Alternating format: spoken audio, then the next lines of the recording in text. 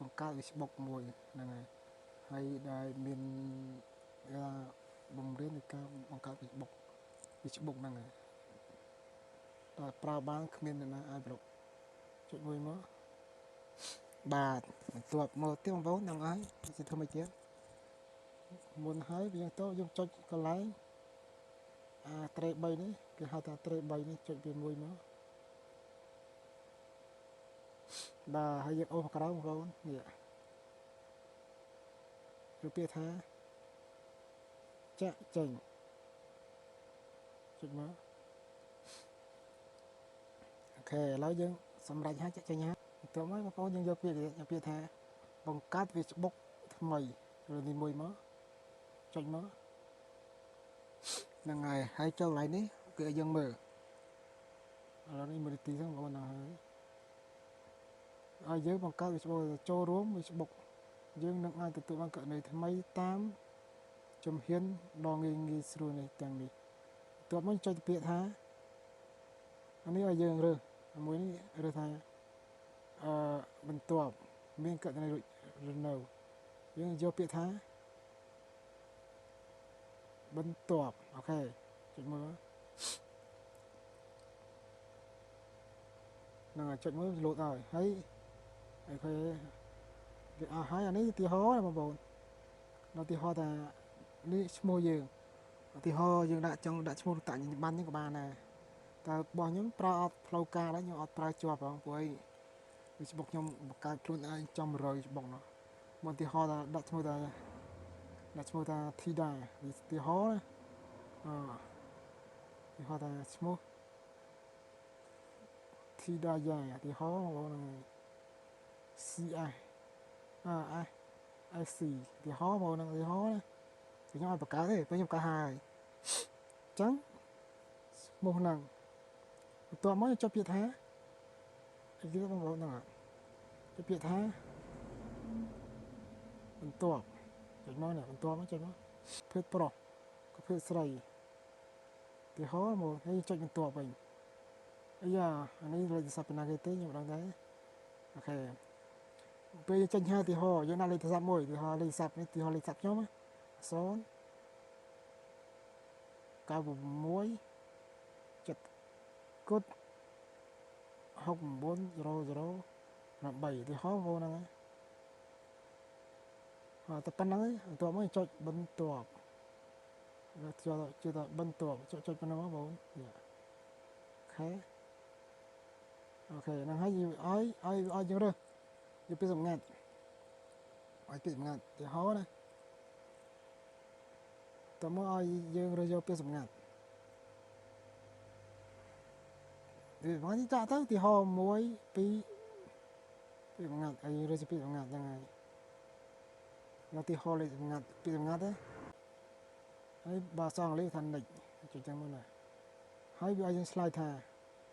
តើអ្នកស្រើសយក email ឬក៏ស្មែហ្នឹងយើងចុចទៅថាចាឬក៏រំលងឧទាហរណ៍បងឃើញយ៉ាងហើយកុំចុចតាមខ្ញុំចុចពាក្យថារំលងអូខេបន្ទាប់មកវាឲ្យយើងចូលឈ្មោះយ៉ាបន្ទាប់មកវាឲ្យយើង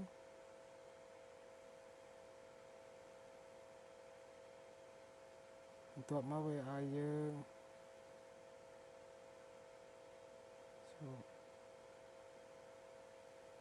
បន្ទាប់មកវាឲ្យយើងអីទេបងប្អូនវាឲ្យយើងចុះឈ្មោះយើងចុះហ៎យើងចុះឈ្មោះមកយើងចុះឈ្មោះមកអូខេយើងចុះឈ្មោះមកយើងចុះឈ្មោះមកចុះមកនេះមកផ្លាច់ដល់កំពុងបង្កើតករណីរបស់អ្នកជាស្រេចអូខេឥឡូវនេះវាបានសម្រាប់ឥឡូវអូខេខ្ញុំបាន Facebook មួយដោយ active អូខេវារំលងអូខេរំលងណាអូខេឥឡូវខ្ញុំបាន Facebook មួយបដិសេធអាចយកទេគឺខ្ញុំបាន Facebook មួយហើយបងប្អូន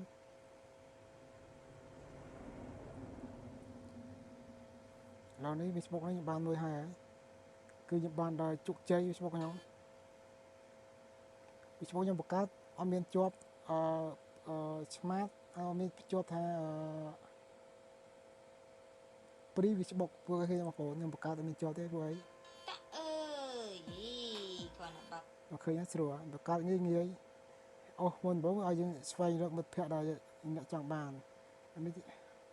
ហើយតើមកចុច profile យើងចុចកន្លែងនេះមកយើងឃើញបងប្អូនយើងអាប់ដេតយើងកុំអាប់ដេតតាមវាស្អីយើងរំលងសិនបញ្ចប់អូខេដល់យើងបានហើយបង Facebook យើងដល់ថ្មីស្រឡាងគឺថ្មីស្រឡាងមកអូខេដល់យើងបានហើយ Facebook យើងសេមអូខេឥឡូវយើងថតវាមកហ្នឹងបងប្អូនឃើញ Facebook យើងបានមកស្អាតហើយហើយខ្ញុំនឹងវគ្គក្រោយខ្ញុំនឹងបង្រៀននៃការបង្កើតគេហៅថា Facebook app មួយទៀតឬក៏ page បង្កើត page ដែលយើង live លក់លទ្ធផលលក់អីចឹងមានអ្នកទិញកាន់តែច្រើនក្នុង booth page ហ្នឹងហើយអូខេព្រោះខ្ញុំមាន page លក់ដែរបងប្អូនណាត្រូវការទិញ page ខ្ញុំក៏មានដែរហ្នឹងហើយ page ល្អមានយីហោបងប្អូនទៅចឹងមកយើងចុចពាក្យថា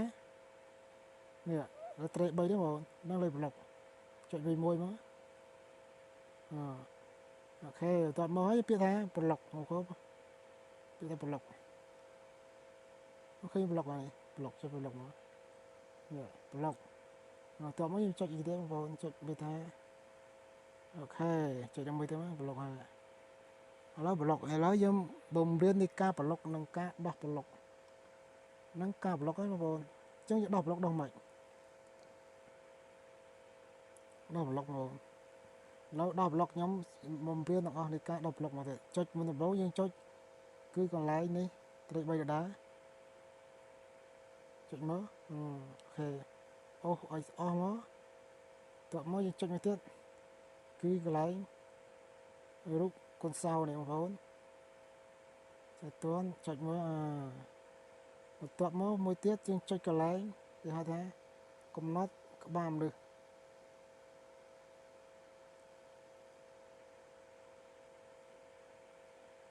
អូខេយើងឡំអូខេចុចកន្លែងនេះមួយបងស្រួលហ្នឹងចាំពីមួយមកអូខេដែរយើងអូមកអូហូតបងប្អូនអូហូតនេះយើងមើលនៃការប្លុកអូខេប្លុកអត់នេះស្អាតប្លុកឥឡូវយើងមកមើលនេះឃើញទេឥឡូវបងប្អូនឲ្យបងប្អូនមើលច្បាស់មកនេះ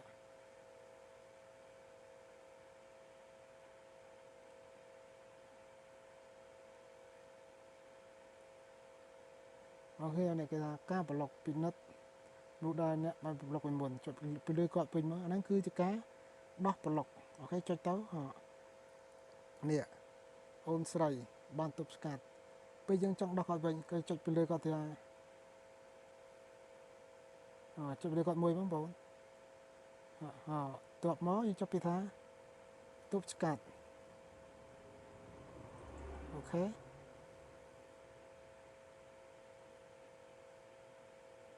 អូឃើញហើយតបមកចុចពីថាទប់ស្កាត់តបមកយើងចុចថា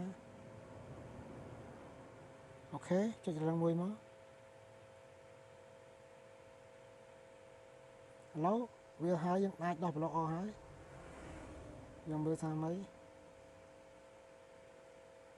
មកឃើញអស់ហើយលីងហើយឥឡូវវិធីបង្កើត Facebook ឡើងងាយមានប៉ុណ្ណឹងទេបាទឥឡូវ Facebook នេះក៏ខ្ញុំមានឲ្យពីណាបានមីណៃព្រោះខ្ញុំបានបិទទៅចោលដោយថាពោអូខេឥឡូវយើងបើកមើលសារថ្មី Facebook យើងស្អាតអត់យើងបង្កើតទី1បង្កើតជាប់គេហៅថា Pre Facebook ហើយថ្ងៃក្រោយទីហោវាជាប់ QQ នៅខាងលើនេះឬក៏ពណ៌ក្រហមហ្នឹងចង់ដោះវាខ្ញុំប្រាប់វិធីដោះរងាយខ្ញុំមាន IT នៅអីទេខ្ញុំគាត់ថាចេះតិចតួចប្រាប់បងប្អូនហើយបន្ទាប់មកយើងអាចលេខកូដ